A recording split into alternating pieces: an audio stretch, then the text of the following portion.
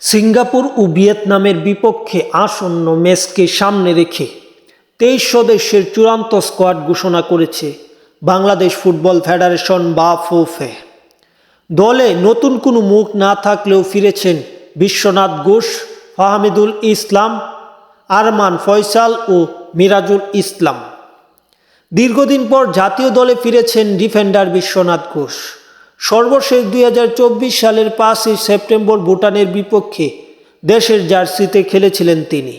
Injury কাটিয়ে প্রায় 1.5 বছর পর আবারও দলে জায়গা করে নিয়েছেন বসুন্ধরা কিংসের এই খেলোয়াড়। ফাহমিদুল ইসলাম, আরমান ফয়সাল ও মিরাজুল ইসলাম সর্বশেষ ভারতের বিপক্ষে গত নভেম্বরের স্কোয়াডে ছিলেন না।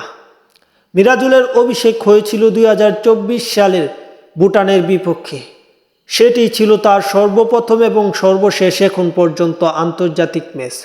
আরমান সর্বশেষ খেলেছিলেন গত বছর এশিয়ান কাপ বাছাই পর্বে হংকংয়ের বিপক্ষে, যেখানে ফাহমিদুলও ছিল দলে। কার্ডজনিত নিষেধাজ্ঞার কারণে ভারতের বিপক্ষে গড়ের মাঠে ম্যাচ খেলতে পারেনি তিনি। আগামী 26 মার্চ ভিয়েতনামের বিপক্ষে প্রীতি ম্যাচ খেলবে বাংলাদেশ। কোচ হাবিয়ার কাবরেরা দলে তাদেরকে রেখেছেন। গত রাতে অধিনায়ক জামাল ভুঁইয়া ভিয়েতনামে যাওয়ার উদ্দেশ্যে রওনা হওয়ার কথা রয়েছে। বাংলাদেশের স্কোয়াডে কারা আছে তাই মূলত এখন জানবো। স্কোয়াডে আছে মূলত গোলরক্ষক মিতুল মার্মা, সুজন হোসেন, মেহেদী হাসান। ডিফেন্ডার হিসেবে আছে তারেক কাজী, রহমত মিয়া, শাকিল আহাদ তপু, আছে আবদুল্লাহ উমর, আছে জায়ান আহমেদ, বিশ্বনাথ ঘোষ, সাদ উদ্দিন এবং মিডফিল্ডারে আছে কাজেম শাহর মতো ফুটবলার যারা প্রতিনিয়ত বাংলাদেশ দলে খেলছে। শেখ মুরসালিনও আছে দলটাতে, আছে জামাল ভুঁইয়া, সোহেল রানা, মোহাম্মদ হৃদয়, সমিত সোম এবং হামজা চৌধুরী।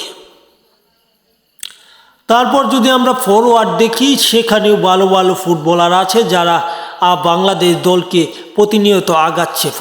ফরওয়ার্ড হিসেবে আছে আরমান ফয়সাল, তিনি অনেকদিন পর দলে ঢুকেছেন। আছেন সুমন রেজা, শারিয়ার ইমন, আছে ফয়সাল আহমেদ, আছেন ফাহমিদুল ইসলাম এবং মিরাজুল ইসলাম।